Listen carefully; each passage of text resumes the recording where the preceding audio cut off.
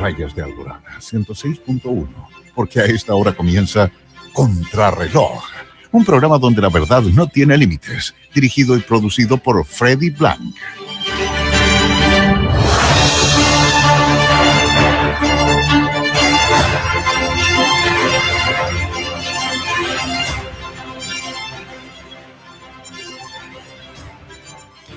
Hola amigos de Alborada, muy buenas tardes, gracias por acompañarme en el programa Contrarreloj, donde la verdad no tiene límites. Hoy día una invitada muy especial, ella es abogada de la Universidad de Concepción y magíster en políticas públicas de la Universidad del Desarrollo, y además una de las dos representantes de la región de Ñuble en el Consejo Constitucional, Carolina Navarrete. ¿Estamos con ella ya, señor director? Sí, hola Freddy, ¿cómo estás? Muy buenas tardes, muy contenta de estar participando en tu programa, agradecida de la invitación.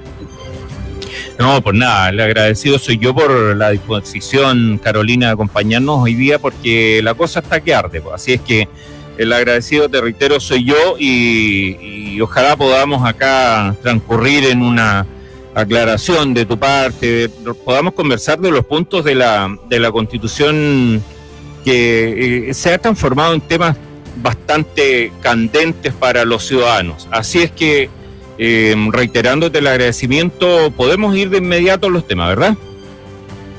Por supuesto, 100% preparada. Perfecto. Mira, una de las dudas, yo voy a tratar de trabajar con algo que yo sé que manejas muy bien ahí, pero una de las dudas que hay en la gente, sobre todo las de nuestro sector, que están muy complicadas porque continúa esta inquietud del por qué se quiere cambiar la actual Constitución. ¿Por qué no nos cuentas, por favor, desde tu mirada? Bueno, agradezco la pregunta. Hace pocos minutos, sin saber que tú me la ibas a hacer, la contesté en los tantos chats por WhatsApp en los que pertenezco, y decir primero que estemos en un nuevo proceso constitucional, el segundo. Esto todo nace del acuerdo por la paz que se hizo hace 4 años, específicamente el 15 de noviembre del 2019, cuando ustedes recordarán estábamos frente al estallido social o estallido delictual, y las distintas fuerzas políticas con responsabilidad en ese entonces acordaron que una de las salidas para poder llegar con una solución en este estallido social era reformar la Constitución. Ese es el origen, ¿cierto?, del proceso del año 2022 y posteriormente el proceso del año 2023. ¿Qué ocurrió? Todos fuimos testigos cómo transcurrió el proceso de la convención anterior, que fueron elegidos 155 convencionales constituyentes. Acá no hubo expertos en ese proceso, no hubo un reglamento previo, no hubo reglas claras, sino que fueron elegidos democráticamente 155 con mayoría de las fuerzas en ese entonces opositoras, es decir, de izquierda, porque estábamos en el gobierno del presidente Sebastián Piñera aún. Y cuando esto se hizo, y se tardaron más de un año en hacer una propuesta que ustedes recordarán era refundacional, dividía el país, creaba distintos sistemas de justicia, además ponía en duda, por ejemplo, la propiedad de nuestros ahorros de pensiones, el derecho a la vivienda, también ponía en duda la facultad de los pares, lo que se llama el derecho preferente para elegir la educación de nuestros hijos, establecía distintos sistemas de justicia, etcétera, etcétera. Y todo ese texto fue rechazado, ¿cierto?, el 4 de septiembre del año 2022 por una amplia mayoría. Por supuesto, tú y yo nos incluimos en esa mayoría. Y luego, con este fracaso, hubo un nuevo acuerdo porque podemos estar o no de acuerdo con la decisión que se tomó, pero que había que hacer un segundo intento. Pero ahora este segundo intento, resguardando todos los errores o resguardando todos los escándalos, podríamos decirlo así, que hubo en el proceso anterior. Entonces, ¿qué se pensó? Se pensó en un proceso constitucional híbrido. Con híbrido me refiero a que estaba integrado por expertos designados en proporción a las fuerzas políticas que tienen actualmente los partidos en el Congreso, que comenzaron a trabajar en el mes de marzo de este año y que tenían la responsabilidad de hacer una propuesta, un borrador de constitución. Y para que nosotros, los 50 consejeros constitucionales electos por la ciudadanía, llegáramos en junio de este mismo año a hacer las modificaciones a este texto de los expertos. Y luego de eso también existían otras instancias como la aprobación del Consejo del texto con las enmiendas que incluimos los consejeros, luego la revisión de los expertos con la aprobación también del Consejo, luego la comisión mixta con la aprobación del Consejo. ¿Qué quiero decir con esto? Que siempre la última palabra y la votación la tuvimos los consejeros democráticamente electos. Y es así como llegamos a un texto, en mi opinión, bueno, perfectible, por supuesto que sí, porque perfecto nada es en esta vida, pero un texto que por lo menos a mí como consejera de la región de Ñuble, como consejera del país que finalmente uno está representando ahí, me deja tranquila en el sentido de respetar nuestras bases institucionales, respetar nuestro sistema que ha funcionado, que sabemos que ha funcionado y que nos ha permitido el progreso en los últimos 30 años. Estoy hablando del modelo descentralizado, ¿cierto?, del Estado, estoy hablando del modelo económico también, pero que además le incorporamos innovaciones y actualizaciones que requiere esta Constitución vigente. Correcto. Mira, hay una cosa que se ha dado mucha vuelta a esto. Últimamente como que le han bajado un poco las revoluciones al punto, pero ocurre que todavía hay muchos de las personas que van en contra, aduciendo que el proceso fue espurio, que fue ilegítimo. Pero tú como abogada podrás explicar mejor que yo, pero yo entiendo que una vez que esto se llevó a ley, ya se aprobó por el Congreso, el Ejecutivo y salió publicado, tendrá un origen ilegítimo, pero esto se legitimó a través del Congreso, por lo tanto ya no hay alternativa al respecto. O sea, apoyar o no apoyar esto no es un buen argumento el que tenga un origen ilegítimo. ¿Cómo ves tú esa parte? No, Freddy, esto no tiene un origen ilegítimo, complementando toda la introducción que hice. Reconocemos y también fui parte de las personas que tuvieron que defender este nuevo proceso, porque muchos de los compatriotas, ¿cierto?, querían hacer velar el artículo 142 de la actual Constitución, es decir, que resuelto el plebiscito del año 2022 quedaba vigente la actual Constitución. Y eso efectivamente fue así, pero como tú bien lo indicas, luego existió una reforma en el Congreso donde participaron los diputados y senadores que son elegidos por nosotros, por lo tanto debemos entender que son nuestra voz ante estos temas de Estado, porque esto ya no es algo de un gobierno de turno, sino que de un Estado que quiere hacer una nueva Constitución. Y esa reforma, como tú bien lo indicas, se llevó a cabo con toda la legalidad que debe ser, que merece, y por lo tanto fue la que habilitó este proceso 2023, un proceso mucho más corto. Recordar que solamente duró de marzo a noviembre, es decir, aproximadamente 6 meses, en los cuales tuvimos que hacer un trabajo intenso, muy breve, con mucha delicadeza, con mucho cuidado, para orientar bien y poder ser la voz de los requerimientos de la ciudadanía.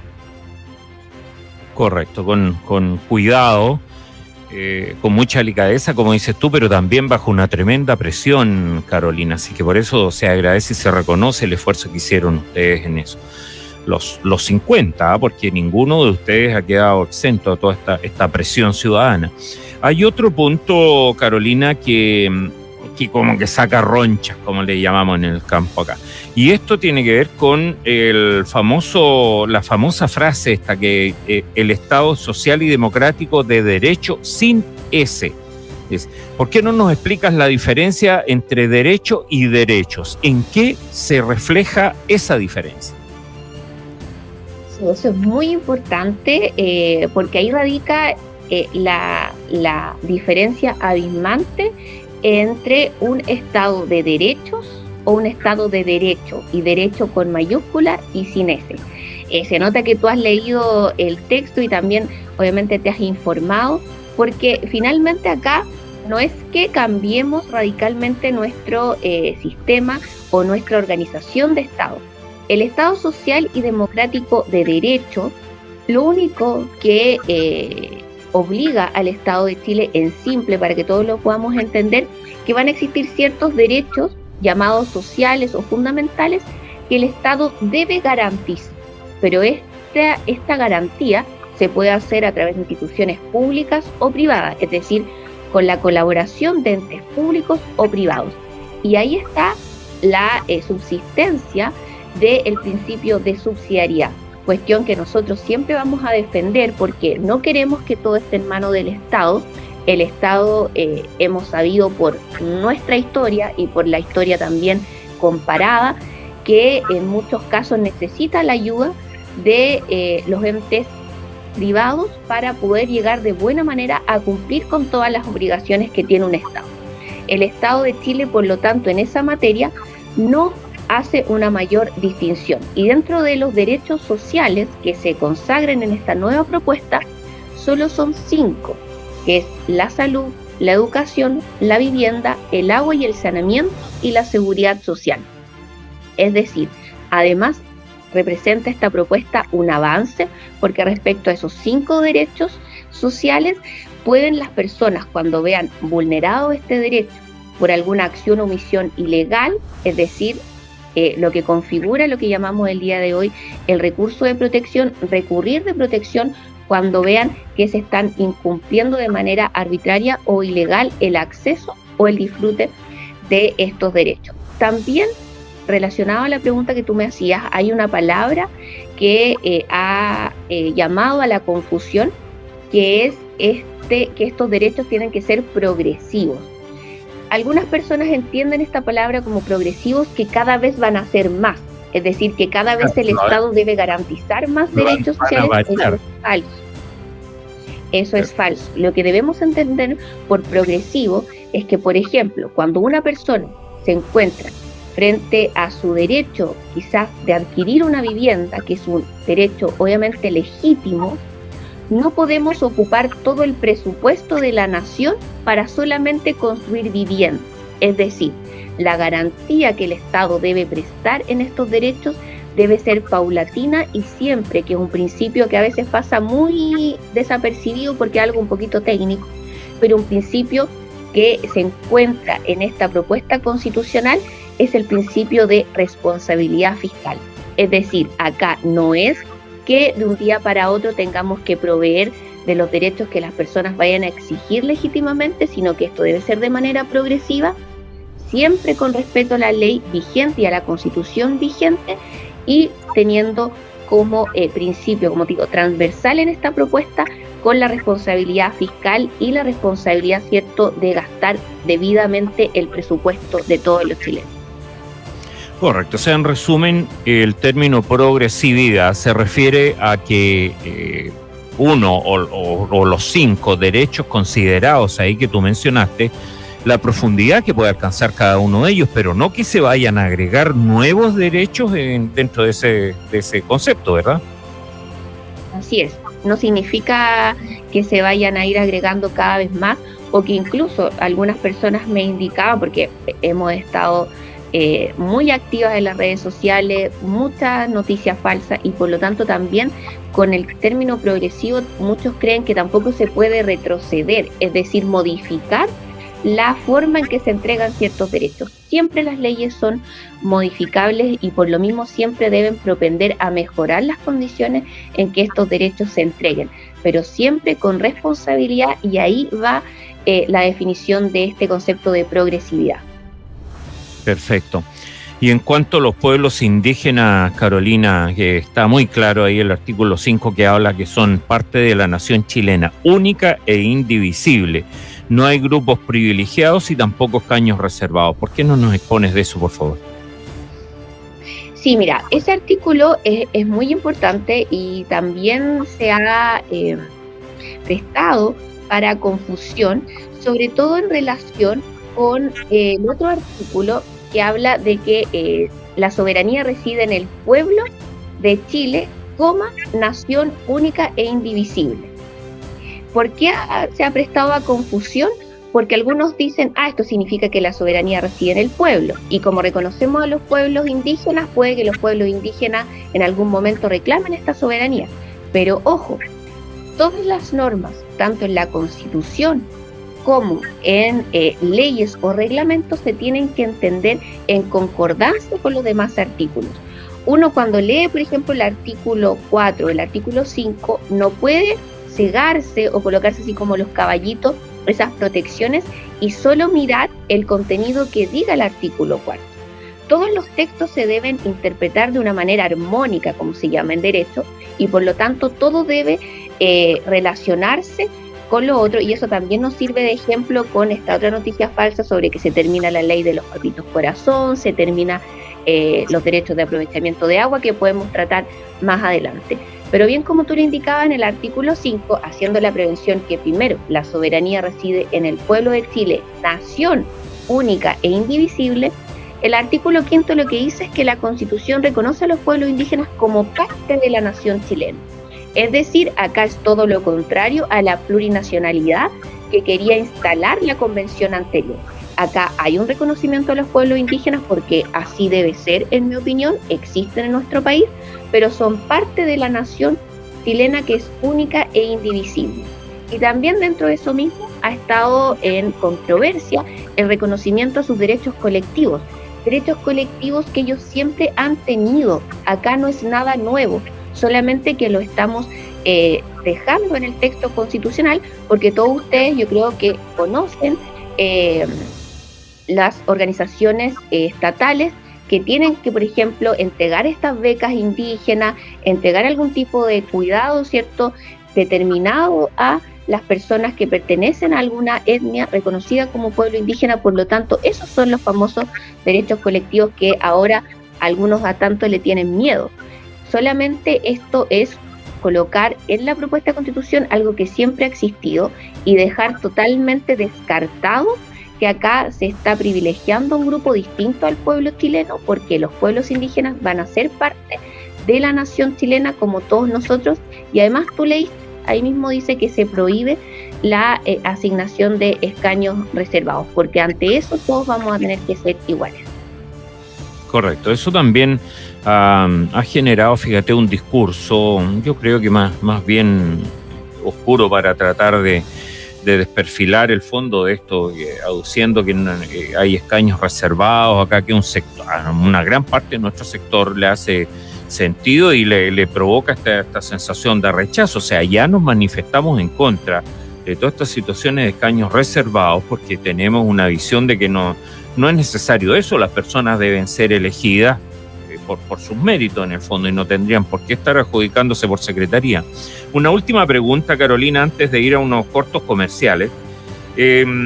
También se ha estado muy en las redes el cuestionamiento que dice que el proyecto constitucional va a limitar los derechos fundamentales con una simple ley. Yo a lo que leí no me pareció que fuera así la cosa, pero la interpretación tuya o la explicación al respecto, por favor. Creo que sí, mira, aquí a mí me gusta ser bien pedagógica al explicar, porque la Constitución siempre ha sido un instrumento base para nuestro ordenamiento jurídico. Está la Constitución Política de la República, que es la norma suprema de la nación, pero luego hay leyes y reglamentos. Aquí quiero llegar con esta distinción, que si usted al leer el texto ve que dice, por ejemplo, el Estado resguardará el derecho a vivir en un ambiente libre de contaminación. ¿Cómo se va a realizar esto? Será materia de ley. O si dicen que el derecho preferente de los padres para educar a sus hijos está consagrado en la Constitución, ¿cómo se materializa? Va a ser tema de ley. ¿Por qué? Porque la Constitución no es el texto, no es el instrumento jurídico para entrar en el detalle de cómo se van a aplicar cada uno de los derechos, cada uno de los deberes o cada una de las garantías que se establecen ahí.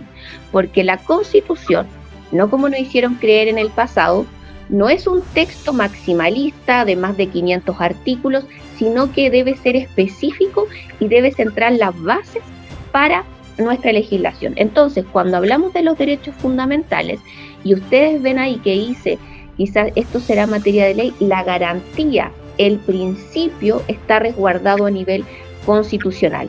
Y cuando se haga la ley que lo tenga que regular, obviamente debe estar en concordancia con los principios establecidos en la Constitución.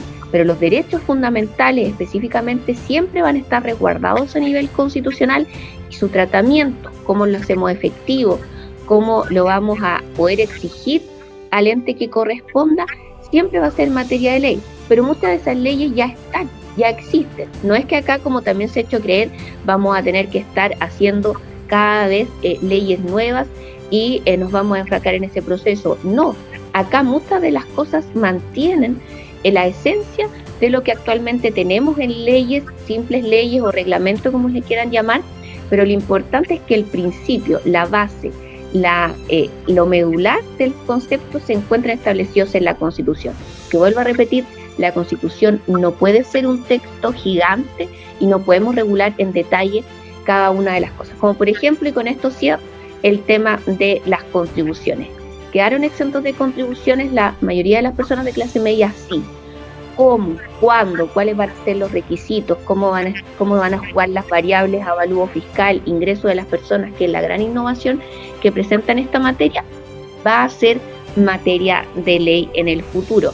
Solamente la norma transitoria dice que va a estar vigente desde el año 2026 y que los municipios deberán ser compensados por lo que van a dejar de percibir por este concepto. Entonces ahí está claro el mandato al legislador, que la exención de contribuciones va a empezar a regir el año 2026 y que los municipios deberán ser compensados por lo que no perciban por este punto. Por lo tanto, la ley que haga el Congreso Nacional debe respetar estos principios. Ojalá que con ese ejemplo haya quedado claro.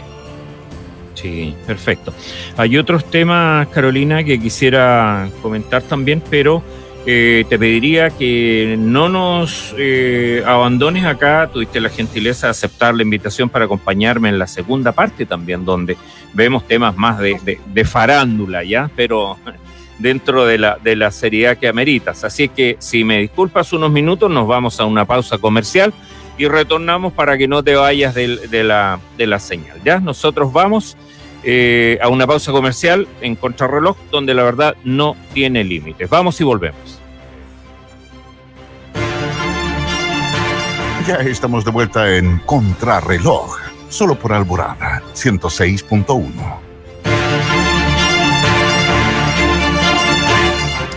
De vuelta ya, estimados amigos, con Carolina Navarrete, una de nuestras consejeras constitucionales, representando Ñuble junto a Cecilia Medina. Carolina, quisiera retomar los temas acá, haciendo una consulta bien específica. Se supo hoy día que hay un grupo de parlamentarios que están manifiestamente por el en contra, pero que están presentando un proyecto para reponer los 3/5. Y eso ocurre que, a lo que todos sabemos, está considerado en el proyecto constitucional. ¿Cómo ves tú esta situación? Mira, explicar un poco por qué es importante volver al quórum de los 3/5, ya que muchos también de los argumentos que hemos escuchado, cada vez menos, pero aún siguen, es que esta es la reforma a la Constitución de Pinochet. Para mí, la Constitución de 1980, poco de ella queda vigente en la actualidad, ya que ha sido ampliamente reformada en el año 2005 en el gobierno del presidente Lagos y con sucesivas reformas hasta las más importantes en el año 2022 y 2023, que justamente hicieron esto de rebajar los quórum, es decir, bajar el número de votos necesarios para hacer una reforma constitucional en el Congreso de los 3/5. En un minuto está 2/3, que es el más, robusto o el más alto en nuestra legislación. Si ya no están los 3/5 y están los 4/7, que es un número muy menor para la seriedad que requieren las reformas a nivel constitucional. Por lo tanto, una de las cosas positivas que tiene esta nueva propuesta es que justamente con también eliminar las leyes orgánicas constitucionales, que en la actual Constitución solamente necesitan mayoría simple, es decir, un voto más de la mitad ya estamos, y explicarle a las personas que nos están escuchando y viendo que las leyes orgánicas constitucionales son leyes delicadas, porque son leyes que tienen que ver con la definición del Banco Central, la Contraloría, nuestras Fuerzas Armadas, el mismo Congreso Nacional, y que por lo tanto son entidades que debemos resguardar, por un lado porque algunas son autónomas y necesitamos de su estabilidad para seguir siendo un Estado serio y un Estado que pueda cumplir, ¿cierto?, con todas las obligaciones que tiene. ¿Y qué hizo esta propuesta de constitución? Llevar a nivel constitucional los temas que antes eran objeto de leyes orgánicas constitucionales.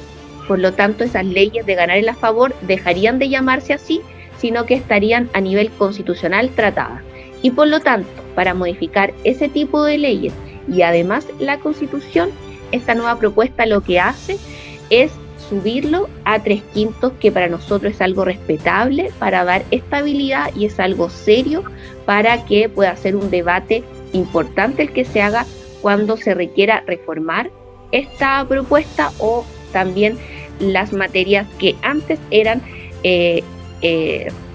se trataban a través de las leyes orgánicas constitucionales. Y bueno, lo que hacen estos diputados que están en contra, que es la minoría, pero hacen bastante ruido, es obviamente, yo creo que por un lado cuidar sus intereses, porque no dejemos de decir que esta propuesta también disminuye el número de parlamentarios, de diputados, de 155 a 138, porque lo que buscamos con esa modificación también es que los distritos sean mucho más representativos y evitar, ¿cierto?, estos diputados del 1%. Y también con la reforma de los 3/5, claro, buscan decir que esta importancia de elevar el quórum a los 3/5, que es una de las innovaciones que tiene este texto, es algo importante. Es importante, se puede hacer por el Congreso Nacional, pero no solo eso es lo que recoge esta propuesta. Por lo tanto, que ellos presenten un proyecto de ley que, te aseguro, no van a estar en un mes ni 2 meses, sino que se va a demorar tiempo en hacerlo, a diferencia de que si ganen a favor el 17 de diciembre, estos cambios ya quedaron establecidos, que deben hacerse a nivel del Congreso, como por ejemplo lo de los 3/5, pero ya es una obligación, porque la ciudadanía votó soberanamente y democráticamente a favor de esta nueva propuesta. Por lo tanto, todo lo que ella incluye debe ser implementado por el Estado de Chile y por el Poder Legislativo. Correcto. Carolina, nos queda muy, muy claro eso. Vamos ahora, fíjate, a dos sucesos que escandalizaron, uno a nivel nacional, pero en lo regional también hubo uno que casi pasó, de hecho, lo nacional desapercibido, excepto porque venía de un medio de comunicación más o menos importante, pero yo creo que esta cosa no debe quedar fuera de lo que es el debate o de la precisión, y me gustaría saber tu opinión respecto de lo que nos enteramos hace poco respecto al caso Fundaciones, que ha ocurrido acá también en Ñuble, sobre todo con la participación del psiquiatra Larraín, en la cual también está siendo muy cuestionado una transferencia, un aporte, no fue un aporte, una transferencia que se le realizó para desarrollar un proyecto acá por parte del gobierno regional, y que evidentemente no tuvo ni los resultados ni la claridad que corresponde. Tu visión al respecto, por favor. Bueno, primero el caso Fundaciones me parece de total gravedad. Yo creo que el caso de corrupción y de tráfico de influencias y de robo, literalmente, en nuestro país más grande que hemos visto.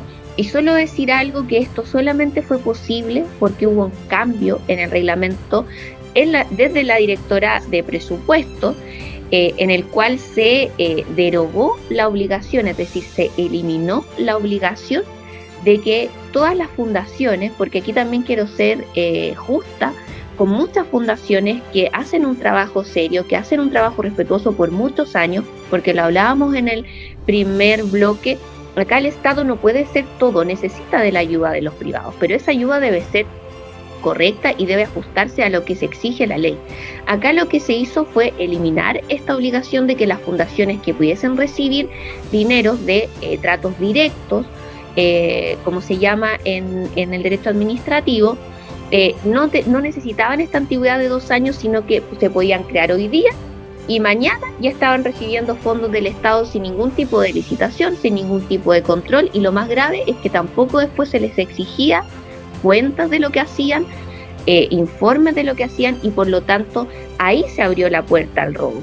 Acá muchos han dicho que desde el gobierno anterior, por supuesto que sí, porque los tratos directos siempre han existido, pero de una manera correcta y de una manera legal, exigiendo boletas de garantía, exigiendo estados de cuenta, exigiendo estados de avance de las obras y exigiendo que el dinero que se le pasó a esta entidad llamada fundación, o puede tener cualquier otro nombre, debe cumplir con el objetivo para el cual se le entregó. Por lo tanto, este escándalo, yo lo digo con todas sus letras, nació en este gobierno, porque desde este gobierno se empezaron estas fundaciones que antes grababan videos o que se dedicaban a publicidad, a que ahora sí podían dedicarse, por ejemplo, a dotar de agua potable un campamento en el monte. Y lo más grave que a mí me parece en este caso, y yo lo he visto en reiteradas ocasiones, es que aquí se jugó con las ilusiones y con la fe pública de las personas más vulnerables del país, porque todos estos fondos, la mayoría de ellos, surgen del Ministerio de Desarrollo Social o del MIMBU a través, ¿cierto?, de los servicios, a través del Serviu, que ellos también tienen que velar por el tema campamentos, por el tema de llegar a las personas más vulnerables, y con esas personas es que se jugó a través de este caso fundaciones. Todavía estamos esperando medidas ejemplares.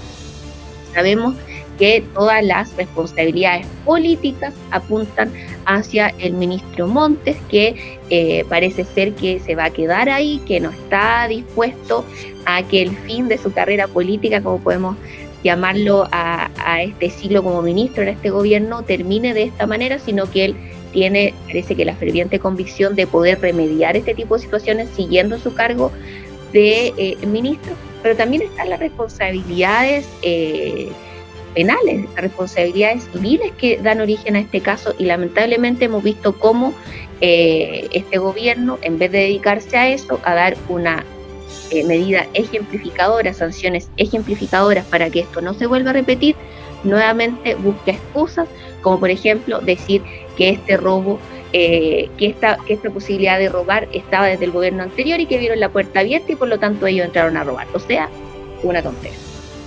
Por supuesto, impresentable.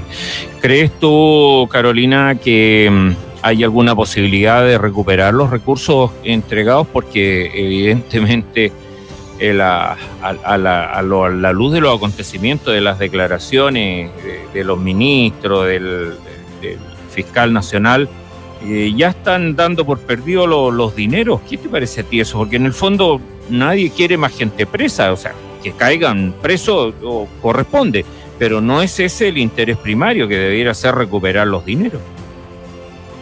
Así es, tú muy bien lo indicas. Acá lo que se busca es recuperar todo el dinero que se defraudó a través de todo esto que se armó, todo en derecho de una palabra que se llama misinescena, una escena, ¿cierto? Todos estaban de acuerdo en cómo operar, todo un mecanismo que se vino dando desde la época de campaña de este gobierno, por decirlo. Hay que dejarlo claro. Y claro, cuando el gobierno, ahora o la fiscalía o el ente que corresponda, busca recuperar estos fondos, no hay nada en las cuentas corrientes. Como te indicaba, no existen boletas de garantía, como toda persona que hace un contrato con un ente público debe tener para cumplir con los requisitos mínimos de esa asignación o trato directo.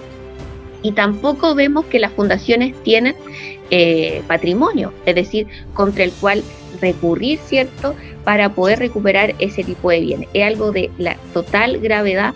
Yo no sé en realidad en qué va a terminar esto. Lo único que te puedo decir en relación con la propuesta de nueva constitución en estos casos de corrupción, que también hemos visto el día de ayer y antes de ayer, también se da en niveles de instituciones públicas o de empresarios grandes.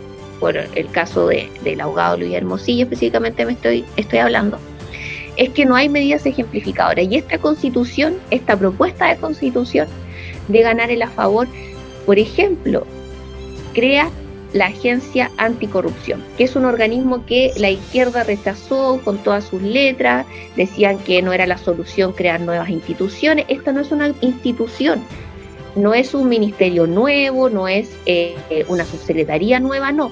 Es solamente una agencia de coordinación que busca, como su nombre lo indica, coordinar los esfuerzos que hacen todas las entidades públicas, Servicio de Impuestos Internos, la Comisión Fiscalizadora, la Comisión para el Mercado Financiero, el tema de la Contraloría de la República, la misma DIPRES, todos aquellos que podamos tener algún indicio de que se está cometiendo corrupción o desvío de fondos en alguna parte del estamento público o también en relación con los privados, podamos tener una mejor coordinación para llegar a tiempo, ojalá, a prevenir que estos delitos sucedan.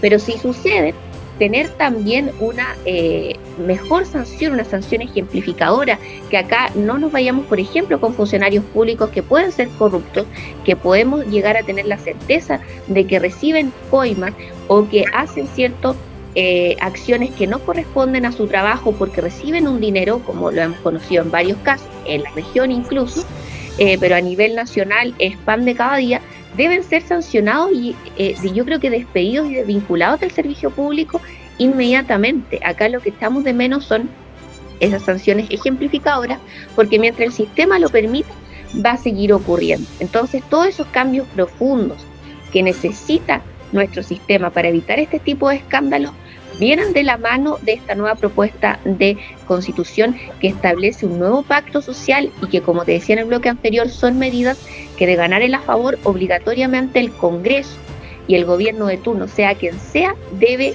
respetar. Perfecto. Carolina, mira, antes de cerrar, yo acostumbro a dirigirles un mensaje a los auditores, mensajes de mi autoría, y te agradecería mucho si tuvieras la paciencia de acompañarme acá para que nos podamos despedir, te puedas despedir de los auditores en el cierre, ya que va a ser en unos minutos más luego de la lectura. ¿Te parece? Por supuesto que sí. Gracias. Bueno, para ustedes, estimados auditores, hoy un nuevo título: Estado de paranoia. La paranoia es uno de los trastornos mentales asociados a los delirios. En resumen, corresponde a cuando una idea descabellada se lleva fija en la mente con una fuerza más allá de lo razonable. Da forma a los delirios autorreferentes, lo que significa que quien expresa un comportamiento paranoico tiene la tendencia de creer que todo lo que ocurre se da a causa de un mismo hecho e intenta ser ocultado por entidades misteriosas, sobrenaturales o no, pero que solo él mismo es capaz de ver. Uno de los comportamientos más corrientes es la creencia de que alguien está insertando mensajes cifrados en los anuncios de televisión para lavarnos el cerebro. También que alguien está escuchándonos por algún medio indeterminado, o que en los alimentos meten químicos que terminarán controlando nuestros pensamientos. Los denominados delirios de persecución son típicos de la paranoia, en que se concluye que existe alguien interesado en seguirnos de manera muy discreta y que oculta muy bien sus rastros. Las personas que sufren de paranoia presentan hostilidad, actitud defensiva y manía persecutoria, llevándolos a no confiar en nadie. También presentan típicas rutinas de protección destinadas únicamente a la defensa de las amenazas exteriores. Una tercera característica es la rigidez cognitiva, cuyo efecto se presenta en la incapacidad de autocorrección. Esta se manifiesta cuando sus vaticinios no se cumplen y entonces buscan otra explicación que no atente contra la idea principal que origina la paranoia. En ese caso, termina todo enredándose y las nuevas explicaciones resultan tan poco razonables como las anteriores. Como causas de tan complejo trastorno se aduce alteración mental o problemas neurológicos, y entre las teorías de su origen se consideran el aprendizaje y la contingencia. Por ejemplo, y ojo con este origen, someterse a una gran influencia ambiental y social puede hacer que miles de personas expresen patrones de paranoia sin llegar necesariamente a ser caso clínico. En ese contexto, diversas teorías de conspiración pueden ser utilizados como esquemas explicativos que soportan todo tipo de evidencias en contra y que, por otro lado, se basan en una entidad física u organizativa que tiene sus propios intereses y cuyo poder conlleva manejar a su antojo lo que ocurre en el planeta. Otra causa puede ser de tipo clínico. En una situación normal, nuestra capacidad de pensar y de crear conceptos abstractos es una habilidad que nos convierte en seres inteligentes y preparados para adaptarnos a cosas nuevas. Esa flexibilidad nos permite encontrar soluciones a los cambios. Frente a situaciones variables e imprevistas, reaccionamos automáticamente gracias a la hábil capacidad de nuestro encéfalo, muy desarrollado, que es capaz de reconocer patrones y regularidades en toda clase de estímulos. Esa habilidad permite poner orden en lo que podría ser un verdadero caos de percepciones y de recuerdos. Esa misma gracia permite reorganizar la información y diferenciar los aspectos más concretos de la percepción como aquellos más abstractos, es decir, las ideas a través de las cuales interpretamos la realidad, lo que se conoce como esquemas cognitivos. Percibimos esa capacidad en muchas de nuestras experiencias diarias. Por ejemplo, detectar patrones musicales en ciertos sonidos o reconocer caras donde solo hay manchas. Incluso somos capaces de reconocer intenciones en ciertos actos de los demás. En el caso de los que sufren paranoia, la habilidad para reconocer ideas y percepciones subyacentes que ordenen todas las demás se vuelve algo patológico. Se transforma en una señal en que imponemos un relato muy forzado para explicar la realidad, siendo incapaces de asumir que no lo podemos anticipar todo y que debemos solo limitarnos a experimentar nuestras vivencias, aceptando que siempre quedarán dudas por resolver. Sin esa capacidad, el trastorno altera el funcionamiento cognitivo y termina saliendo de control. Otro de los orígenes es un fallo cerebral. Por ejemplo, el síndrome de Capgras lleva a la persona a creer que sus familiares y amigos han sido reemplazados por otras personas idénticas a los originales. Vamos con un pequeño análisis. Este complejo trastorno mental llamó mi atención hace algún tiempo, cuando comencé a ver a parientes, amigos, conocidos y desconocidos volviéndose unos contra otros. Personas que ayer compartían afectuosamente espacios, fiestas, un café, un micrófono, una oficina o simplemente un saludo, un buenos días, un buenas tardes. Todos en nuestra sociedad comenzamos a cambiar. De un tiempo a esta parte tenemos la sensación de que perdimos nuestro mundo, de que nuestra sociedad está desintegrada. Los síntomas de hostilidad, actitudes defensivas, manías persecutorias y la desconfianza son pan nuestro de cada día en nuestros círculos. Algunos se rodean de una verdadera capa de defensa ante posibles amenazas exteriores, unas reales y otras no tanto. La rigidez cognitiva en toda su expresión, y cuando sus predicciones no se cumplen, rápidamente encuentran otra explicación tan torpe y poco razonable como la anterior. Lo lamentable es que al parecer ese cierto grado de paranoia se encuentra desplegado también en aquellos que debieran ser referentes de análisis, de estabilidad, de racionalidad. Si el problema ha llegado a gente con tanta preparación, ¿cómo puede el ciudadano común percibir algo distinto si vemos a una autoridad nacional culpar de incendios forestales y de ciudades con muertes y toda la desgracia que acompaña a los conejos? ¿O a un presidente de la República que culpa a los medios de comunicación de hechos delictuales y terroristas? ¿Y a una ministra que niega la violencia en una toma sin considerar que para el propietario, más allá del costo material, el mayor precio lo pagó en lo psicológico? ¿Y a la misma ministra opinar que una persona que pide asilo político anda de turista? Complejo resulta interpretar la actitud de un juez que deja en libertad a un delincuente por considerar que no es un peligro para la sociedad, teniendo ya más de una detención. ¿Qué ocurrirá con la siguiente víctima? Complejo resulta también analizar por qué un fiscal demora años en investigar un delito que solo demoró instantes, horas o un par de días en concretarse. Más complejo aún resulta analizar cuáles son las intenciones de altos personeros de las Naciones Unidas en nuestro país, gente cuya idiosincrasia e intereses distan años luz de las preocupaciones de los verdaderos chilenos. Para otros, resulta complejo también el averiguar qué significa ser un verdadero chileno. Resumen, todo se ve coludido contra el ciudadano honesto. Esas son las señales. Nuestro entorno social casi justifica reacciones mentales preocupantes, ya que las respuestas no son las que esperamos. Hemos permitido que el adoctrinamiento y la integración en algunos círculos sociales nos acostumbraran a pensar a través de la paranoia o a algo peligrosamente cercano a ella. Nos hemos alejado del pensamiento crítico, ese que nos permite ser nosotros mismos. Ese entorno social ha dejado acorralado nuestro encéfalo y no lo dejamos desarrollar los esquemas cognitivos.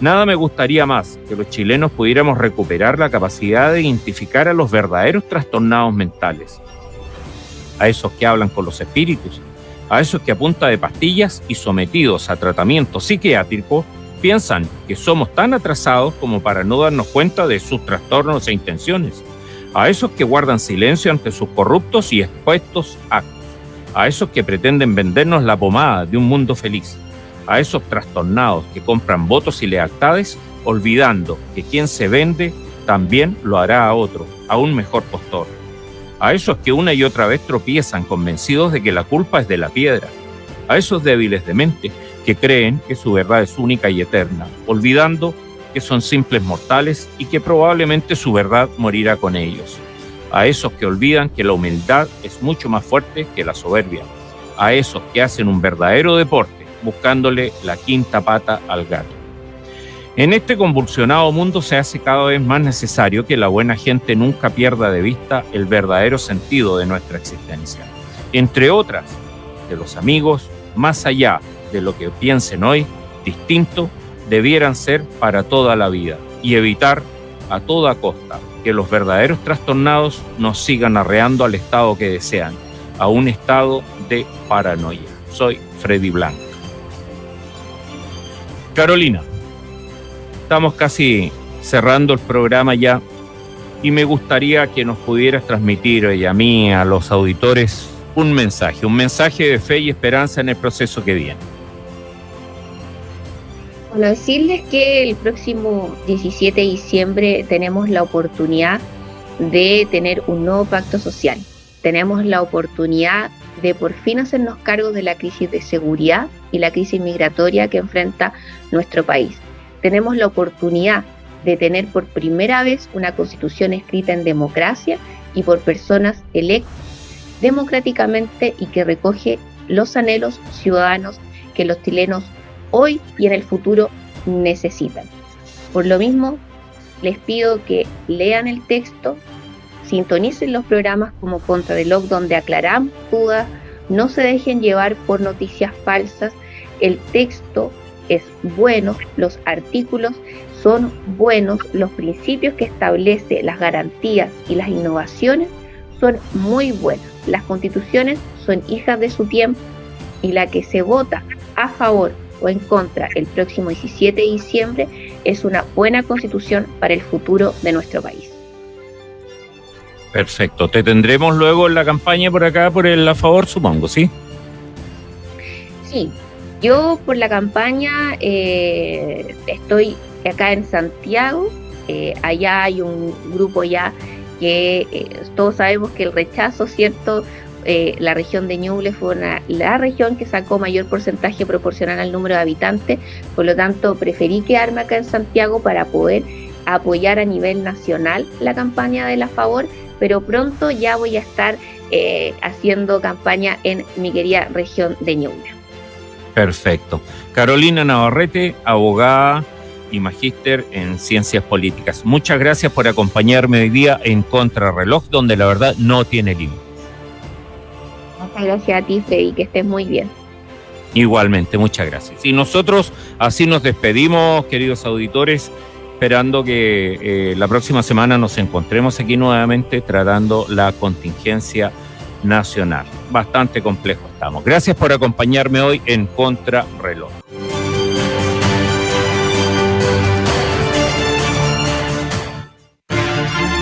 Esto fue Contrarreloj.